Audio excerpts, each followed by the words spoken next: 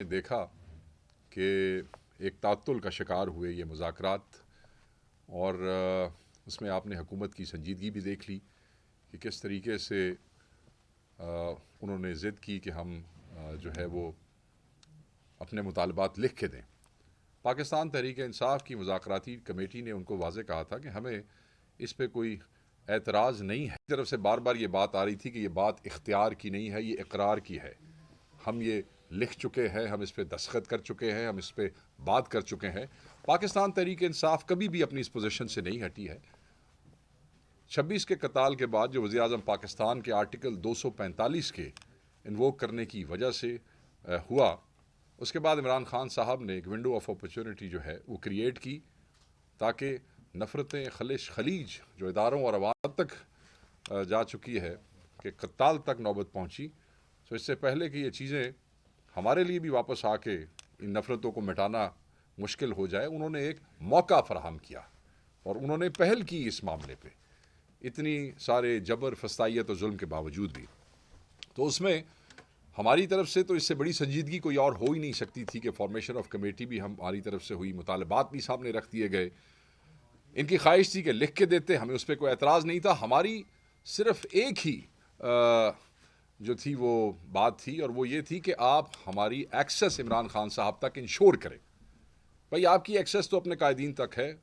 آپ لمحہ بلمحہ کسی بھی بات پہ ڈسکشن کرنا چاہتے ہیں تو آپ اپنے قائدین تک رسائی رکھتے ہیں، ان سے کر سکتے ہیں۔ ہماری عمران خان صاحب تک رسائی محدود نہیں، ختم کی گئی ہے پچھلے 3.5 مہینے سے۔ پولیٹیکل اینٹیٹیز کو، ان کے ذمہ داران کو، ان کے دوستوں کو، بہت سے وکلاء کو، ابھی پچھلی دفعہ وکلاء کو بھی روکا گیا ہے، ان سے ملنے نہیں دیا جا رہا۔ تو اس حوالے سے ہم چاہتے تھے کہ جو ہماری پہلے ملاقات ہوئی تھی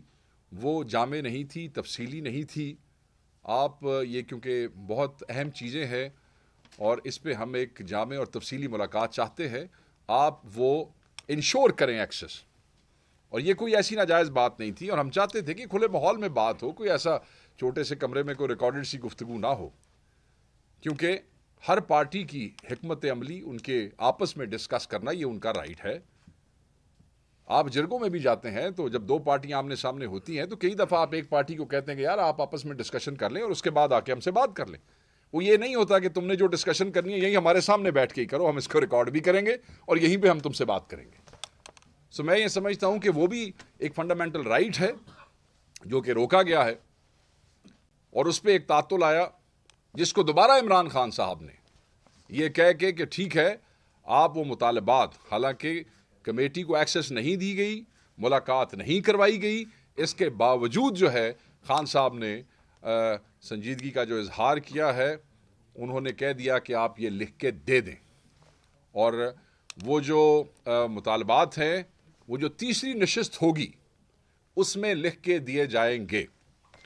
اور آپ نے یہ بھی آپ کے علم میں ہوگا کہ خان صاحب نے بڑا واضح کر دیا ہے کہ تیسری نشست میں آپ کو جوڈیشل کمیشن جو ہے وہ فارم کرنا پڑے گا۔ تیسری نشست میں آپ کو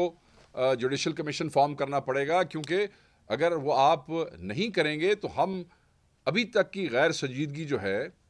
اس کو ہم یہ سمجھیں گے کہ وہ ایک قدم آگے آپ بہت ہی غیر سنجیدہ ہے، اور شاید یہ پیش رفت کوئی پیش رفت نہیں ہے، اور پھر انہوں نے واضح کر دیا کہ یہ مذاکرات شاید آگے چلانا وہ ممکن نہ رہے۔ تو ہم یہ سمجھتے ہیں، اور یہ بالکل بڑی واضح پوزیشن ہے اس پہ، کہ جب آپ نے سنجانی کا ایک جلسہ ڈیلے کروانا ہوتا ہے تو صبح 7 بجے جیل کھلوا دی جاتی ہے عمران خان صاحب کی منت ترلے کرنے کے لیے۔